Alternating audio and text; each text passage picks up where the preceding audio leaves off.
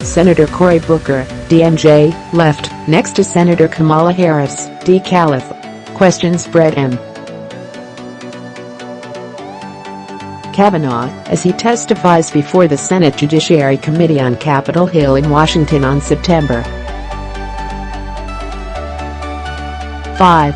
Jacqueline Martin AP, by Jennifer Rubin. Opinion writer. September 6 at 1:39 p.m. until Tuesday, when Democratic members of the Senate Judiciary Committee started to raise some rumpus over the concealment and selective disclosure of documents orchestrated by Republicans, Chairman Sen.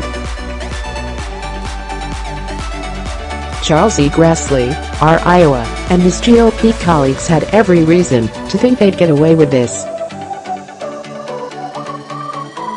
Sure, Republicans were holding back more than 100,000 pages of documents, slapping a committee confidential label on more than 100,000 others and dumping an additional 42,000 pages on Democrats the night before the hearing began. But what were Democrats to do about it? After all, Majority Leader Mitch McConnell, R. Kentucky, had ushered in a new episode in the Senate after doing away with the filibuster for Supreme Court nominees. It's now just about naked power, comedy, fairness, fed.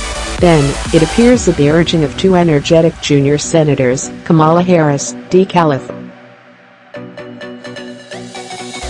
and Cory Booker, DNJ, Democrats started, almost literally, screaming foul.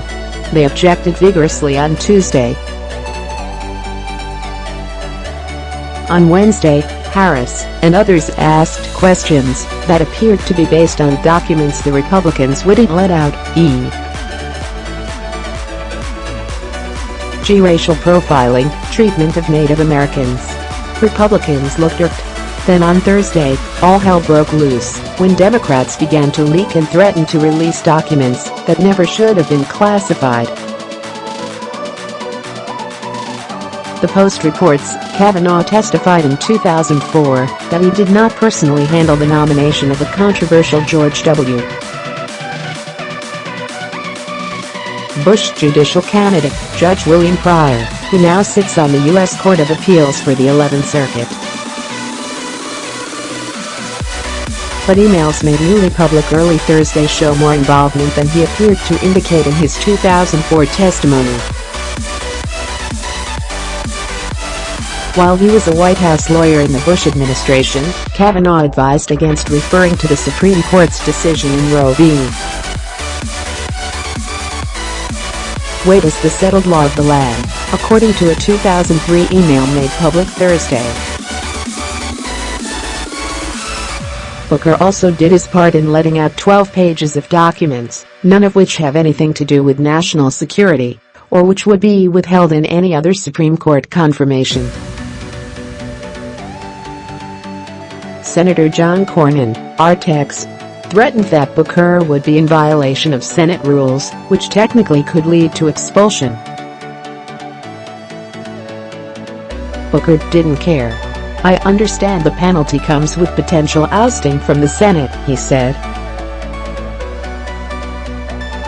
"I openly invite and accept the consequences of my team releasing that email right now." Once the documents were released, discussing racial profiling and the constitutionality of laws favoring Native people, it was apparent how ludicrous and, yes, dishonest Republicans have been in concealing potentially damaging materials.